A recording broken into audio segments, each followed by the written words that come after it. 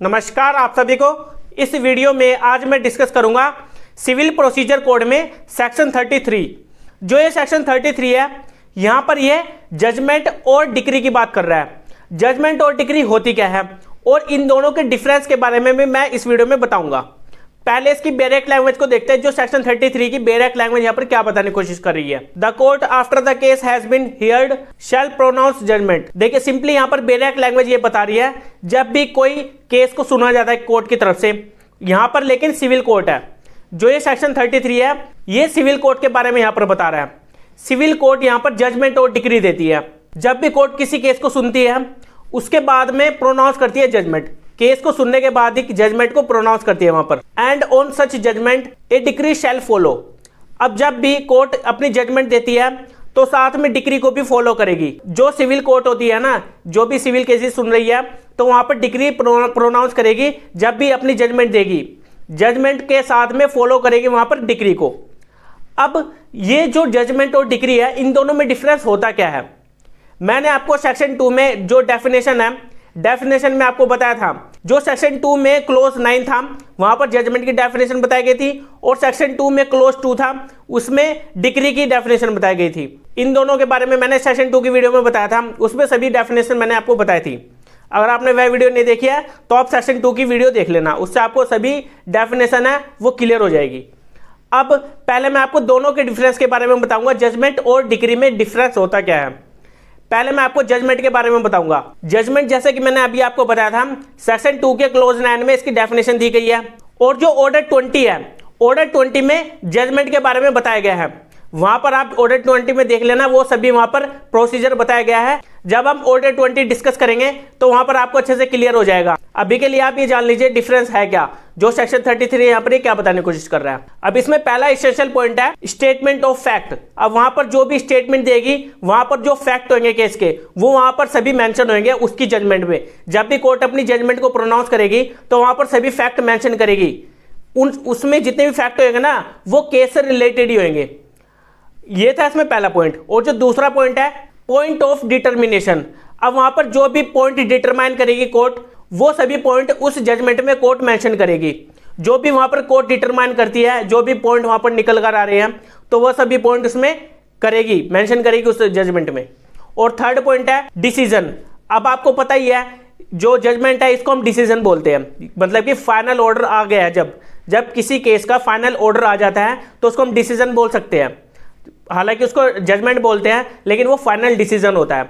इसको हम final decision बोलते हैं, जो यहाँ पर जजमेंट है। और फोर्थ पॉइंट है रीजन। जब भी कोर्ट अपना डिसीजन देती है, जब भी कोर्ट ने अपने पॉइंट डिटरमाइन किए होंगे, जो भी वहां पर डिसीजन दे रही है, उसके साथ में रीजन भी बताएगी, क्या रीजन है यहाँ पर ये डिसीजन देने का। तो ये था जजमेंट के बारे में, जिसमें मैंने आपको 4 इसेंशियल पॉइंट बताए हैं। इन चारों पॉइंट से आपको क्लियर हो गया होगा, जो 4 पॉइंट मैंने आपको जजमेंट के बारे में बताए हैं। अब चलते हैं डिक्री पर। डिक्री मैंने अभी आपको थोड़ा पहले बताया था। जो डिक्री है, डिक्री की डेफिनेशन सेक्शन 2 में क्लोज 2 में है, और ये ऑर्डर 20 में भी है। जो डिक्री और जो जजमेंट है ऑर्डर 20 में है। ऑर्डर 20 जजमेंट और डिक्री के बारे में भी बता रहा है, वहां पर पूरा प्रोसीजर दिया गया है। अब इसके एसेंशियल पॉइंट जानते हैं, जो डिक्री के एसेंशियल पॉइंट है। पहला पॉइंट है इसमें एडजुडिकेशन। जब भी कोर्ट या फिर जजेस वहां पर एडजुडिकेट करते हैं उस केस को, तो हम समझ जाते हैं कि वहां पर कोर्ट ने अपनी डिक्री सुना दिया है। लेकिन यहां पर सिविल कोर्ट की बात की गई है, डिक्री हमेशा सिविल कोर्ट ही देती है। और सेकंड पॉइंट है सूट। जैसा मैंने अभी आपको बताया है, जो डिक्री है वो सूट में होती है, मतलब कि सिविल केसेस में होती है। तो हम मान लेंगे कि वहां पर कोर्ट ने अपनी डिक्री सुना दी है, जब भी वहां पर जजमेंट देगी तो फॉलो करेगी वहां पर डिक्री को। अब जो तीसरा पॉइंट है राइट्स ऑफ द पार्टीज। अब जो डिक्री होती है ना, डिक्री में पार्टीज के राइट दिए होते हैं। जिसके फेवर में भी वहां पर डिक्री सुनाई जाती है ना, उस पार्टी के वहां पर राइट्स मेंशन होते हैं। अब जो डिक्री होती है वो हमेशा जो डिक्री होल्डर होता है, डिक्री होल्डर के फेवर में होती है वहां पर। और जो जजमेंट डेटर होता है उसके अगेंस्ट में होती है वो डिक्री। अब जो डिक्री होती है उसमें सिर्फ राइट लिखे होते हैं, जैसे एक सर्टिफिकेट होता है, उसी तरह से उसमें मेंशन किए होते हैं। और जो फोर्थ पॉइंट है कंक्लूसिव डिटर्मिनेशन। जहां पर कोर्ट ने अपना फैसला सुना दिया है, ठीक है, वहां पर जो भी निकल कर आया है वहां पर कोई डाउट नहीं है। जो डिक्री कोर्ट ने सुनाई है वहां पर कोई डाउट नहीं है कोर्ट को, ठीक है। और यहां पर दूध का दूध पानी का पानी हो जाता है एक किस्म से। यहां पर कंक्लूसिव डिटर्मिनेशन का मतलब ये है। और जो पांचवा पॉइंट है फॉर्मल एक्सप्रेशन, मतलब कि वो इन राइटिंग वहां पर देती है अपनी डिग्री। जो डिग्री होती है ना वो इन राइटिंग होती है, जिसको हम फॉर्मल एक्सप्रेशन में बोल सकते हैं। तो जो मैंने आपको ये 5 इसेंशियल पॉइंट बताए हैं, ये 5 इसेंशियल पॉइंट डिग्री में ही आते हैं। अब आप ये सोच रहे होंगे कि जजमेंट और डिग्री आखिर कैसे? अब डिग्री जजमेंट हो सकती है ना? नहीं, मैंने अभी आपको क्या बताया है, डिग्री होती है राइट्स, मतलब कि पार्टीज के उसमें राइट्स लिखे होते हैं। अब जिसके फेवर में भी वो डिग्री आती है उसके वहां पर राइट होते हैं।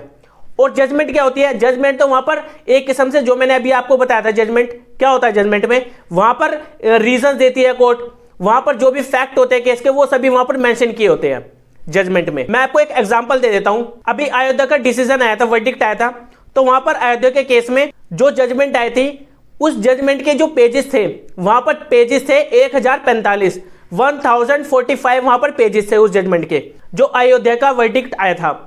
अब वहां पर जो 1045 थे, उन 1045 को डिग्री नहीं मानेंगे हम, वो एक क्या है? जजमेंट है।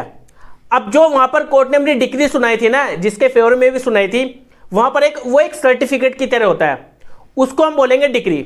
डिग्री अलग होती है, उसमें पार्टीज के राइट मेंशन होते हैं, जिसको वो पार्टी एग्जीक्यूट करवाती है बाद में, जिसके फेवर में वो डिग्री आती है, तो वो डिग्री अलग होती है। वो हालांकि जजमेंट के साथ में ही होती है, लेकिन जजमेंट अलग होता है। उस जजमेंट में सभी रीजंस जो भी पॉइंट्स डिटरमाइन करती है कोर्ट, वो सभी मेंशन करती है। जो मैंने अभी आपको एसेंशियल पॉइंट बताए थे जजमेंट के, वो उसमें वो सभी फैक्ट आ जाते हैं। और जो डिग्री होती है, डिग्री में सिर्फ राइट होते हैं। ये आपको क्लियर हो जाना चाहिए अब, जो इसका डिफरेंस है जजमेंट का और जो डिग्री का। और जो सेक्शन 33 है ना, सेक्शन 33 सिंपली यहां पर यह बता रहा है, जब भी कोर्ट अपनी जजमेंट सुनाएगी, जो भी सिविल कोर्ट अपनी जजमेंट सुनाएगी, वहां पर क्या करेगी? वो साथ में फॉलो करेगी डिग्री को, वो डिग्री को फॉलो करके चलेगी वहां पर कि पार्टीज का यहां पर ये राइट है। तो अब आपको क्लियर हो गया होगा, कोई डाउट नहीं हुआ होगा इसमें। तो अब हम मिलेंगे अपनी नेक्स्ट वीडियो में, जिसमें हम जानेंगे सेक्शन 34 को। Okay bye.